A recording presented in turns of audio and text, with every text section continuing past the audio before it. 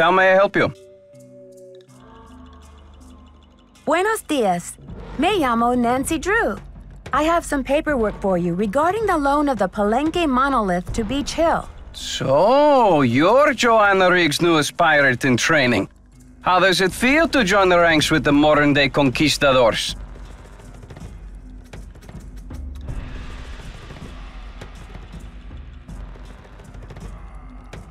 I beg your pardon, but how does a deputy curator become a pirate in your book? You had better brush up on your history, young lady. When the Spanish explorers invaded Mexico, they became known as the conquistadors, or conquerors. They robbed the indigenous peoples of their wealth, not just their gold, but their artwork, their sacred objects. Anything they did not steal, they burned to the ground.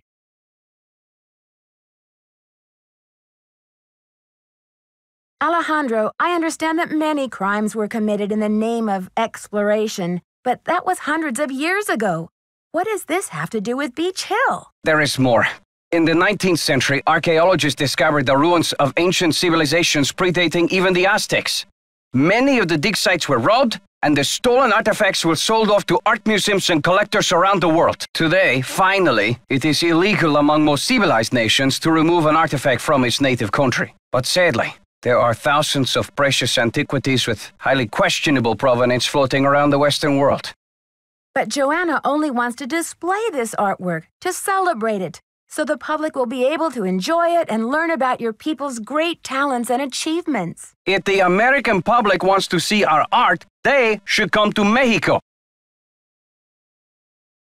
Is there any way to identify the stolen artifacts? An artifact's provenance is the story of its origin and ownership. For example, how it made its way from a temple at Chichen Itza to a museum in Washington, D.C. If the artifact's provenance reveals that it has been stolen, then that artifact must be returned to the country of its origin.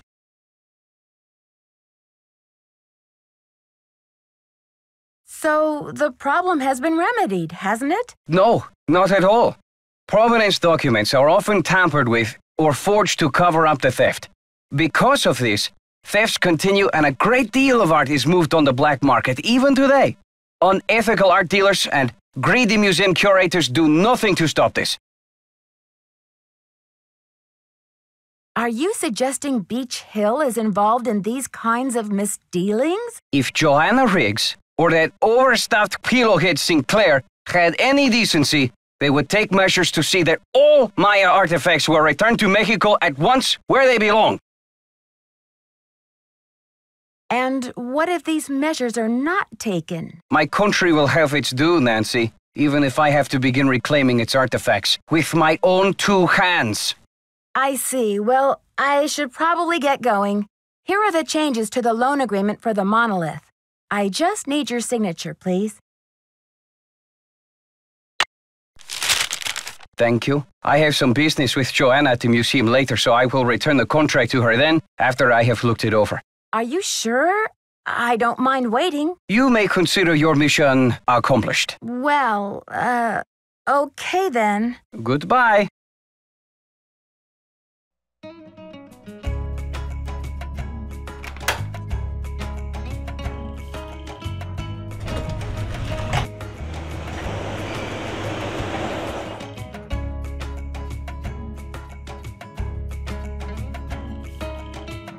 I need a disc. I need a disc.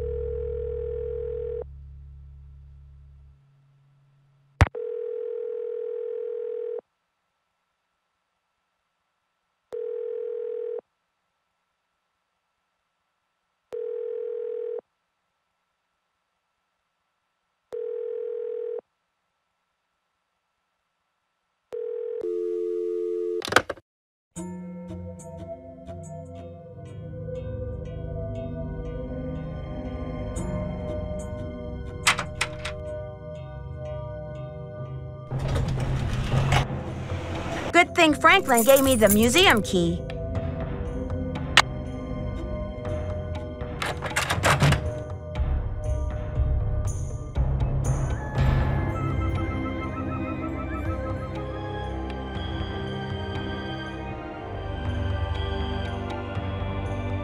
How are the tasks coming along?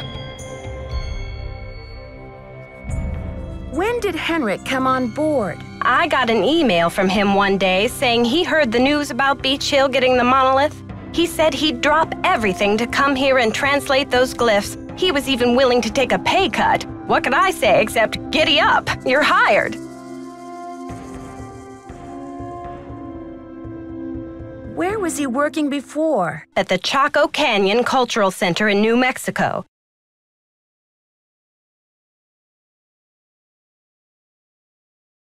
Why did you become a museum curator? I became a curator because I want to help make artifacts available to as many people as possible. That's all that matters, isn't it? Unless you're Alejandro Del Rio. I'm not sure what to do with those exhibit narrations. Henrik can help you with that. I'm not sure what to do with those shards of pottery in the lab. Henrik can help you with that. I've got work to do. Bye.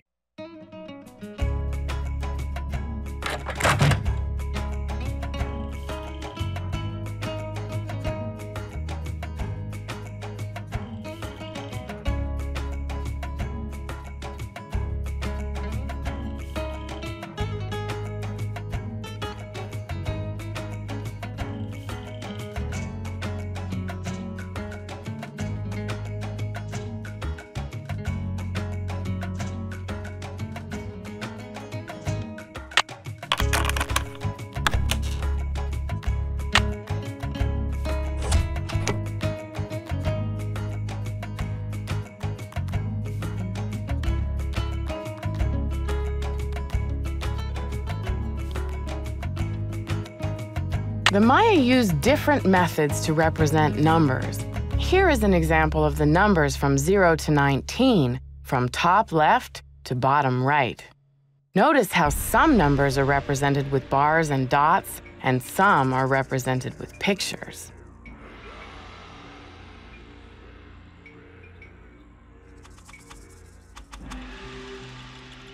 Although the geographic range of Maya cities is well known, it is difficult to determine the range of Maya influence. Some experts believe the Maya may have traveled as far south as the Amazon and as far north as North America. Although the geographic range of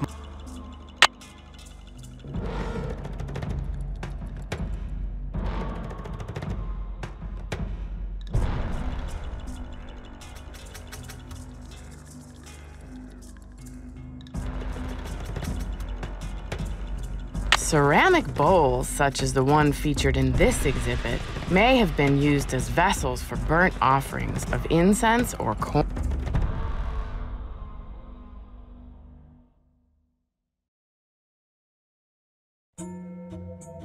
The Maya were pantheistic, believing in many gods who ruled over different aspects of Maya life. Chak was the god of rain. Ixchel, goddess of the moon, presided over childbirth and basket weaving.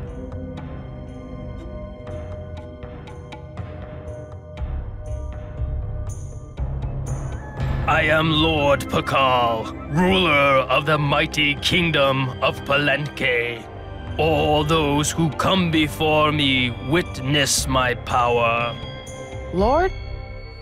Lady Zach Cook ruled Palenque before her son ascended the throne in 615 CE. Maya tradition required that the kingship be handed down from father to son, but Lady Zach Cook broke this custom by establishing herself as a deity.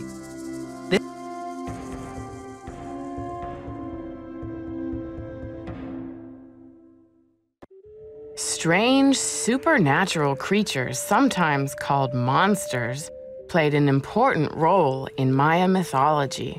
These monsters were often associated with the earth, caves, or mountains. Some of the tiles are The missing. bicephalic monster. Maya scribes recorded the official history of the kings and queens, but very little is known about daily life in the Maya world. The date on this slab uses the Tzolk'in, or divine calendar, made up of 20 weeks each with a named day and 13 weeks each with a numerical day. The two types of weeks progress independently of each other. The date on this slab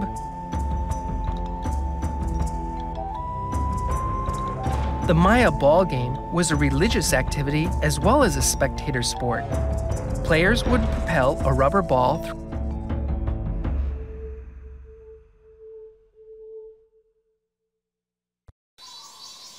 In addition to adorning themselves with jewelry and costumes, the Maya shaped their bodies to heighten their beauty. Beads were dangled in front of infants' faces to encourage crossed eyes, a trait considered attractive to the Maya.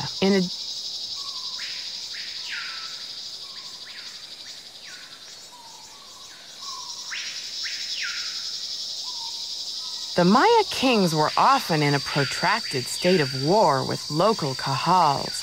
Here, Bird Jaguar stands to the right as a captured lord kneels at his feet.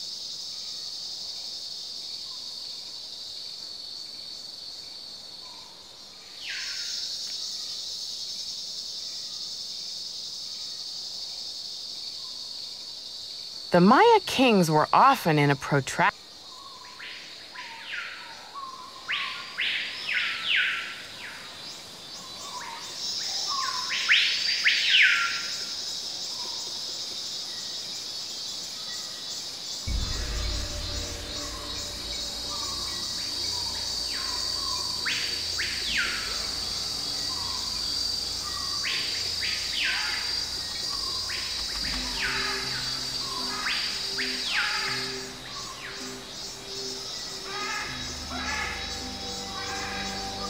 Archaeologists work in some of the most remote areas of the world.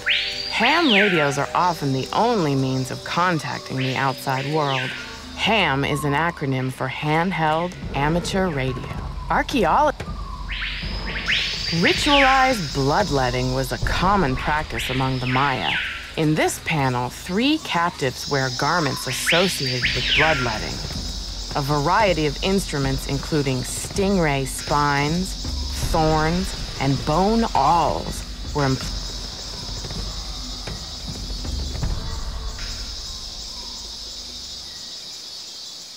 Looks like this side is missing a part. Nancy Drew, or should I say, Detective Drew. I'm Sinclair. Who told you I was a detective? I was at a meeting with the BOD recently, and I caught wind of your appointment and your credentials.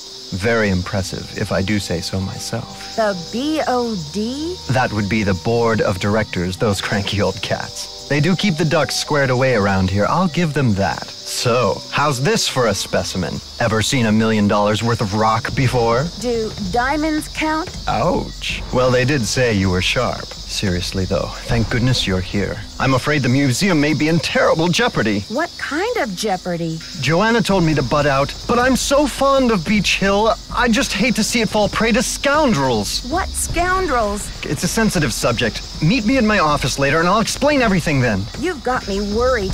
Can't we talk now? Just meet me later. 707 Bing Cherry Boulevard. I've got to go. Enjoy your first day at Beach Hill.